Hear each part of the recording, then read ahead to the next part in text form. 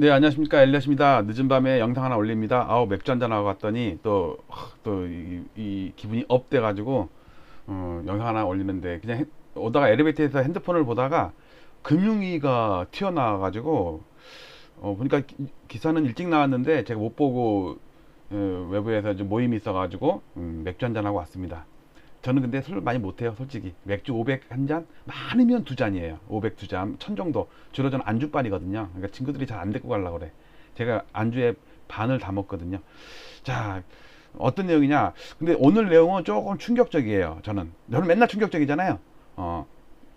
왜 그러냐면, 한국은행이나 기재부나, 그러니까 이주열, 홍남기, 요 두 분이 나와서 뭐 위험 경고하고 그런 거는 저는 뭐 항상 늘상 있는 일이니까. 근데 오늘 금융위 얘기는 제가 조금 쇼킹해요. 왜 그런지 한번 뉴스를 보도록 하겠습니다. 자, 제목입니다. 검은 먹구름, 아유, 발음도 안 되네.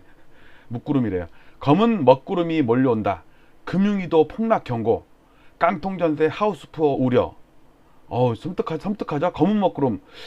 근데 이 금융위에서 이 공시석상에서 검은 먹구름이라는 단어도 쓰고 깡통 전세라는 단어도 쓰고 하우스포라는 단어도 쓰고, 제가 왜 금융위를 섬뜩하게 생각하냐면 그 기재부나 하느는 약간 떻게 보면 약간 탁상공론, 약간 이제 거시적인, 그냥 뜬구름 잡는, 약간 그 우리 일상생활이랑 조금 거리가 먼, 그러니까 예를 들어서 금융업에 은행이나 증권 이런 데 있는 사람들이랑 좀 거리가 먼데, 금융이나 증감원이나 이런 데는 솔직히 무슨 저승사자 같은 거거든요. 왜냐면 곧 닥칠 위기를 대비해서 뭔가 팀을 꾸리고 TF를 꾸리고 막 그래요. 지금 그러는 국면 같아요.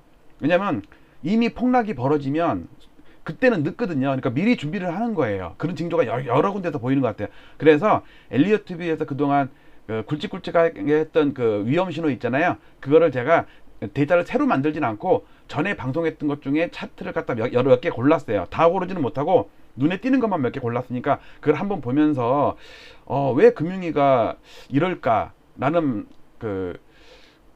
좀 저희도 같이 걱정을 해보도록 하겠습니다. 잠깐만요. 차트를 내가 뭐 하나 잘못했네. 네, 자, 뉴스 보겠습니다. 자, 뉴스입니다. 딱 보니까 제목에 너무 크네. 부동산의 검은 먹구름 무시해선 안 돼. 금융위도 거품 경고. 왜냐면 한국은행이나 기재부는 맨날 하는 일이니까 사람들이 무시할 수 있는데, 제가 볼 때 이 금융위의 오늘 경고는 우리 진짜 이건 피부에 와닿는 얘기예요. 금융위 40자 금융리스크 대응반 회의. 대응반이네, 대응반. 법원은 끝없이 팽창할 수 없다. 당연한 이치다. 그러면서 또 다른 기사 볼까요? 전례 없는 비정상적인 상황이다. 전례가 왜 없어? 2008년에도 있었고 IMF 때도 있었지. 근데 그때보다 더 심각하대요, 지금. 전례가 없는 비정상적인 상황이래요. 금융당국 집값 폭락 경고. 금융당국이라고요. 1인 한국은행이나 맨날, 한국은행은 리서치해서 맨날 그런 보고서 만드는 데라고. 그래서 기재부도 맨날 약간 시어머니 같은 그런 얘기 하는 데야. 근데 금융당국이나 이런 데는 정말 혈기왕성하고 진짜 실무를 띠는 그런, 진짜 행동대장들이 있는 데가 금융이나 증권감독원이나 이런 데예요. 금융당국이 금리 상승으로 인한 집값 폭락 가능성을 경고하고 나섰다. 여기 보세요. 금융당국이, 그러니까 기재부나 한국은행이랑은 차원이 다르다니까. 지금 오늘의 뉘앙스는. 그러니까 곧, 저볼 때 이 정도로 말할 정도면요, 되게 빠른 시일 내에 뭐 한두 달 이내라도 될 수 있어요. 상투치가 한번 꺾이면 걷잡을 수 없이 무너질 수가 있다는 그 인식을 하는 거예요. 그러니까 미리 폭락이 시작됐을 때의 시나리오를 짜가지고 대응반을 지금 운영하는 그런 것 같아요. 또 한 가지 볼까요? 부동산 시장의 먹구름, 금융당국 주택투자 경고, 부위원장이 40차 여기 대응반에서 또 나왔고요. 또 나오네요. 헤럴드에서 금융위 집값 전례 없는 비정상 상황, 검은 먹구름 오고 있다. 검은 먹구름이에요. 그래서 제가 썸네일에도 배경을 제가 검은 먹구름에 천둥 치는 걸 했어요. 제가 또 그런 것도 잘 골라요. 금리 상승 리스크 관리 필요. 이제 금리 상승이 제일 무서운 거지.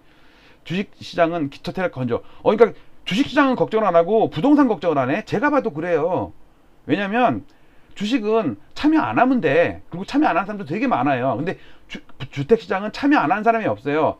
자기가 집을 소유하지 않았더라도 집이 폭락하면 내 전세금도 걱정이 되고 월세금도 걱정이 되고, 그러니까 누구나 다 주택시장에는 참여가 돼 있단 말이에요. 가상자산 부동산은 상당한 영향, 가상자산은 원래 투기 도박이고 부동산은 우리 생활이랑 직결돼 있단 말이에요. 그런데 전례 없는 비정상, 검은 먹구름, 하우스푸어, 뭐 이런 건 얘기까지 나올 정도면 이게 곧 온다는 얘기예요. 곧. 그러니까 지금 막 그 주택 살려는 사람들 진짜 위험한 상황이니까 지금 9년째 상승이라니까 이제 그 데이터를 볼 거예요.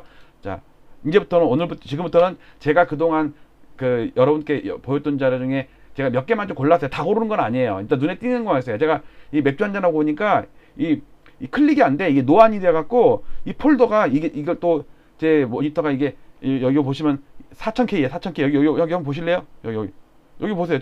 여기 손 보이죠? 이거 보세요. 이게 얼마나 글씨가 작은지. 이게 4K니까 노안이 와가지고 이 술 먹고 나면 또 수전증이 덜덜덜덜 떨면서 또 이러니까 몇 개 못 골랐어요. 자, 이거는 뭐냐면 60년 동안에 정권별 위에는 대통령, 아래는 서울시장인데 정권별 흐름인데, 지금 우리 시장이 2013년 1월부터 시작해갖고 지금까지 9년째 상승이에요. 아직 뭐 올해 끝난 건 아니지만 9년째 상승 중이에요. 우리나라의 역사에서 상승장이 8년이 최고였어요. 근데 9년은 처음이야. 근데 아직 9년이 아직 안 끝났잖아요. 반년 남았잖아요. 또 2년 전에 또 수정신에 나오려고 그러네. 네, 이제 저 바로 이쁜 말 하려고 그래요. 우리 우아한 엘리엇 방송. 그리고 대통령 임기 중에 5년 이상 오른 대통령이 단 한 명도 없어요. 박정희 대통령 때도 중간에 쉬었다 오르긴 했어도 19년 하는 중에 5년 오른 적은 없어. 노무현 대통령 때도 4년 오르고 1년 빠졌어요. 여기 김대중 대통령 때도 1년 빠지고 4년 오른 거야. 유일하게 재임 기간 풀로 오른 대통령이 있는데 박근혜 대통령이야. 근데 박근혜 대통령은 4년 하고 끝났어. 자, 이렇게 우리가 장기간 상승했다는 거. 그러니까 사람들이 이제 이게 뭐랄까 취했어. 상승에 취해서 이게 천년만년 갈 줄 알고 있어요. 위험한 거라는 걸 말씀을 드리고, 자, 또 몇 가지 지표 중에 주택 구입 부담 지수가 지금 166.2라고 그랬잖아요. 지금 이게 2분기 거예요. 2분기 거. 그런데 전고점이 164라고, 이때가 2008년 3분기야. 그러니까 만약에 이번 분기 3분기께 나오면 잠깐, 이게 1분기가 2분기가 모르겠네. 1분기네. 1분기. 지금 2분기면요 166 더 넘어 있을 거야. 그러니까 상투일 때라고. 이때가 2008년도 우리가 9월 달에 상투 쳤잖아요. KB나 감정원 기준으로. 지금 그 고점에 와 있단 말이에요. 자, 그 다음 또 한 가지 보여드렸던 게, 제가 15년 주기 얘기했죠. 91년에 고점 치고 2006년에 고점 치고 이게 15년 걸렸다. 여기 91년에 고점 치고 2006년에 고점 치고 15년 걸렸다. 저점에서도 98년에 저점 치고 2013년에 저점에서 15년 걸렸다. 근데 2006년으로부터 15년 되는 때가 올해다. 솔직히 월수까지 맞추는 건 좀 욕심이었던 것 같아. 저는 한 1분기에 멈추고 2분기에 꼭지치고 꼬꾸라진다고 했는데 뭐 아직 그런 기미가 조금은 아직은 안 보여요. 근데 몇 달은 늘릴 수도 있어요. 그 다음 또 한 가지는 지금 올 6월 달이 9년 상승장 이후에 최저거래가 나오고 있어요. 지금 오늘까지 신고된 게 1840건이거든요. 이거를 남은 날을 갖다가 과거 사례로 시뮬레이션 하니까 4140건이 나와요. 이거는 뭐 몇백 건은 왔다 갔다 해요. 시뮬레이션이니까. 쉬운발 시뮬레이션. 근데 그 기존에 보면요, 작년에 15,500건 거래됐어요. 13,000, 12,000 이렇게 됐는데 평균이 1,700건이야. 근데 지금 4,000건이야. 왜냐면 4월 달에 역대 항상 많았어요. 왜? 5월 달에 사면 세금을 보유세를 내가 내야 되지만 6월 달에 사면 매도인이 내야 되거든. 그러니까 6월 달에는 좀 더 주고 사도 세금을 아끼니까 싸게 사는 거라고. 그래서 6월 달, 7월 달에 항상 거래가 폭증하게 됐고 주가가 뜨게 돼 있는데, 지금 6월 달에 오르긴 올라도 찔끔먹게 못 올라. 기울기가. 그래서 이 얘기는 뭐냐면 9년째 상승에 목이 찼다는 얘기예요. 그 다음 이거는 5분위 배율 얘기했죠. 비싼 아파트 20%랑 싼 아파트 10%랑 20%랑 5등분 했을 때 몇 배냐 했을 때, 과거에 전고점일 때가 8.08배였는데 지금 8.91배라고요. 아마 지금 이 상황이 2009년부터 조사를 시작했는데 그 전에 우리 상투 쳤잖아요. 아마 상투 시점에 이러지 않았을까라는. 그리고도 지금 2개월 연속 제자리야. 더 이상 고가 아파트가 치운하지 못하는 거예요. 그 다음 이거는 법인과 개인의 매매 동향인데, 법인이 계속 팔고 있어요. 지금 작년 7월달 이후로 패대기 치고 있다고. 그런데 누가 사? 20대 30대가 사고 있다니까 지금. 그러니까 선수들, 여기서 이게 법인이 판단 얘기는요, 20, 30년 된 노련한 개인들이 법인 사업자 만들어서 임대사업자 등록을 했었는데, 이제 더 이상 그 상승으로 인한 먹을 게 떨어졌다고 생각을 하니까 매도를 하는데, 그 매도 물량을 초보자인 20, 30대가 산다고. 선수들 지금 파는 거는 2013년 14년에 산 거라고요. 5억짜리를 15억에다가 파는 거야 지금. 3억짜리를 12억에 팔고 있고 20억에 팔고 있다, 이러고 있다고요. 그거를 20, 30대가 연끌로 사고 있다니까. 다시 연끌 된다고. 요즘에 보니까 연끌 다시 얘기 나오더라고요.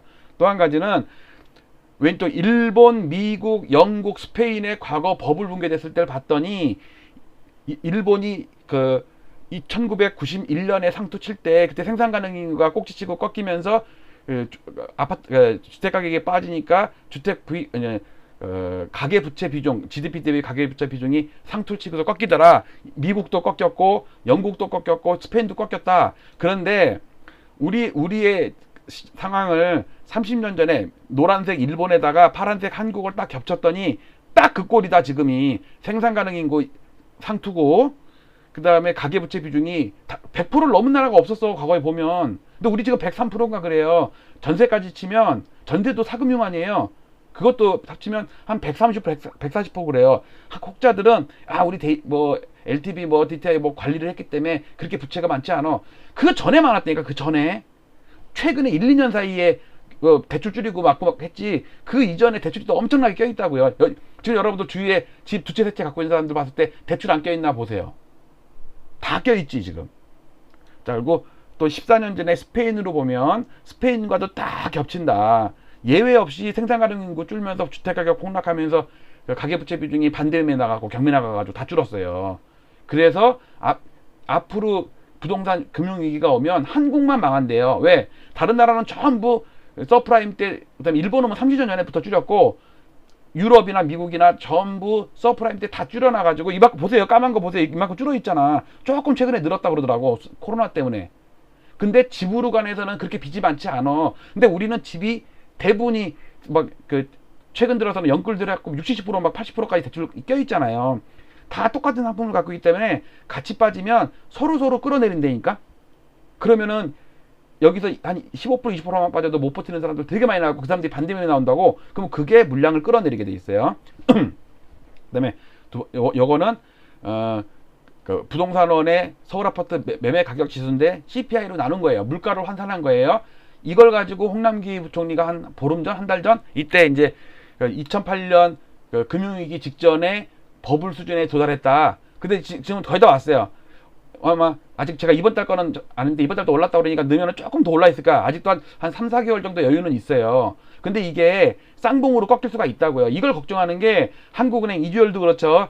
그 다음에 기재부 홍남기도 그랬죠. 오늘 금융위도 그렇죠. 근데 저는 금융위가 이렇게 나오는 거는 좀 쇼킹이에요. 그러니까 시어머니 같은, 또 시아버지 같은 홍남기, 이주열, 근데 둘이 혹시 오늘 원타치 했나요? 누가 선빵 날렸나? 제가 방금 전에 마지막에 올린 게 누가 싸우면 누가 이기나 그래가지고, 유도 선수 홍남기, 태권도 선수 이주열 해갖고 둘이 딱 만났잖아요. 오늘 원터치 깐다고 개굴장 뛰고 하는데 누가 선빵 날렸나 모르겠네. 어쨌든 그게 이 차트예요. 그 다음에 한국은행에서 국토연구에서 나왔던 국토 중장기 주택 공급 효과 보면은, 최근 10년 동안은 평균 7만 호가 공급이 됐었는데 앞으로 10년 동안은 11만 호가 공급이 된다, 서울에. 그러니까 평균적으로 44만 호가 더 공급이 된다. 50% 이상 증가가 된다. 여러분들 올해 내년 작은 거 그거 얘기하지 마세요. 우리가 지금 한 번 사면 보통 평균 7.8년을 보유하다가 판단 말이에요. 올해 내년에 사가지고 여러분들 7, 8년 있다 판다고 생각해 볼 때, 그때 아파트 값이 얼마나 있나 그걸 걱정하셔야 된다고. 그리고 국토연구원에서는 평균적으로 11% 빠진대요. 8년 동안, 9년 동안. 근데 그건 주택이란 말이에요. 주택. 아파트는 1.6배 더 빠져요. 이 데이터를 연구해 보면. 근데 그거는 평균적인 아파트고, 여러분들이 사고 팔고 하는 아파트는 똘똘한 놈이잖아요. 진짜 센 아파트잖아요. 나홀로 아파트 아니잖아요. 그야말로 잘 나가는 아파트인데 걔네들은 오를 때도 많이 오르지만 떨어질 때도 많이 빠진다고. 그러면 20-30% 이상 빠진다는 얘기예요. 이 국토연구원 얘기는. 자, 그 다음 이거는 임대사업자 말소 물량인데 지금 올해 내년 그 입주 물량 줄는 거는 맞아요. 노란색 보면은 맞아요. 그런데 임대 말소 물량이 매년 증가한다고. 근데 그 물량이 한꺼번에 나오진 않죠. 이미 세입자가 들어있으니까.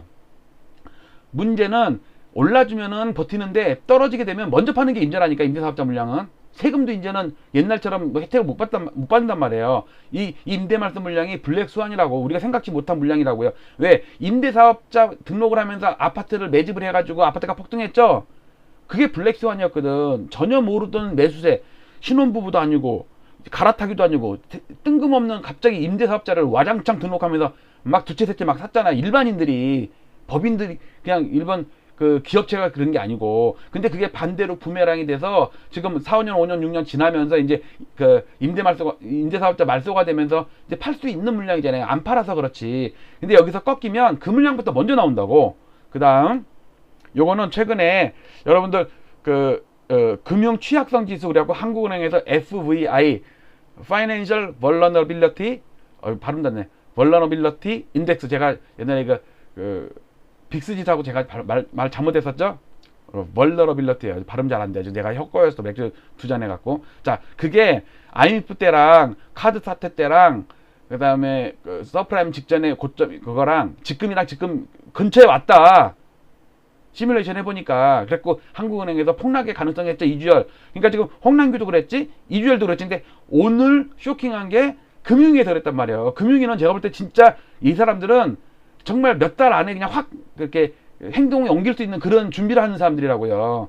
한국은행이랑 기재부는 그냥 시어머니 시아버지 같이 뭐 덕담이나 또 길게 이제 뭐 내년 내후년에 위험할 수 있으니까 조심해라. 그게 아니라 금융위는 몇 달 안에 된다는 얘기예요. 이거 진짜 위험한 거예요. 그래서 마지막 자료, 기준금리를 올해 2번, 내년 3번 올린다고 제가 얘기했잖아요. 그 시뮬레이션 한 거예요. 이거는 제가 시뮬레이션 한 거니까. 이 위기를 지금 기재부에서도 금리 검은 먹구름, 그러면서 지금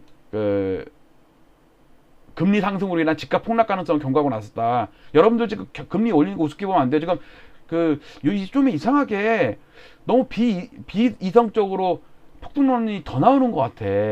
작년, 재작년은 그래도 논리와 이론이 있었는데 올해는 무조건 폭등이래. 저는 폭락 얘기하면서도 근거를 다 대고 있잖아요. 물론 당장 저는 힌지 현상을 얘기를 합니다. 항상 상투를 칠 때 서서히 상투 치고 꺾일 때도 서서히 상투 꺾이다가 나중에 가속도가 붙는 건 한참 있다가라고요. 자, 그래서 음주 방송, 맥주 2잔 한 거 정도는 아무렇지도 않아요. 발음이 조금 뭐 그래서 그렇지. 이제 근데 오늘 넘기면 안 될 것 같아 갖고, 왜냐면 이 금융이 요 기사가 내일이면 다 없어질 것 같아. 뭐 워낙 기사들이 많이 나오니까. 또 휴일이고 그래가지고 또 안 볼 것 같아서 우리 엘리엇 TV를 애청하시는 분들께 그동안 엘리엇 TV에서 했던 몇 가지 자료랑 이 금융이 그거랑 해서 여러분들께 이런 우려가 있으니까 진짜 조심해야겠다. 검은 먹구름이 몰려온다. 금융위도 폭락 경고. 금융위도예요. 금융위만이 아니야. 단독형 보조사가 아니라 도는요 공동형 보조사예요. 쟤도 하고 나도 하고. 홍남기 우기냐? 너 하고. 이주열 무섭냐? 너 하고. 금융위는 뭐라 그럴까? 금융위. 하여튼 나중에 만들어 볼게요 제가. 자, 오늘 밤늦게 짧은 방송 좀 길었나? 예, 마치도록 하겠습니다. 자, 오늘 저는 오늘 안주는 진짜 맛있었는데, 그래도 밤에 내일 뭐 오전까지는 뭐 영상 올릴 일이 없으니까 여러분들께 요 관련 자료 올리면서 한번 위험성을 말씀드립니다. 항상 댓글 좀 많이 달아주시고요. 부탁드려요. 저 좀 살려주세요. 그리고 이런 자료는 항상 제 카페에 올려놓으니까 카페 가입하셔서 원본 파일 다운받아서 보시면 4K 4000픽셀짜리 받을 수 있습니다. 자, 마치도록 할게요. 감사합니다.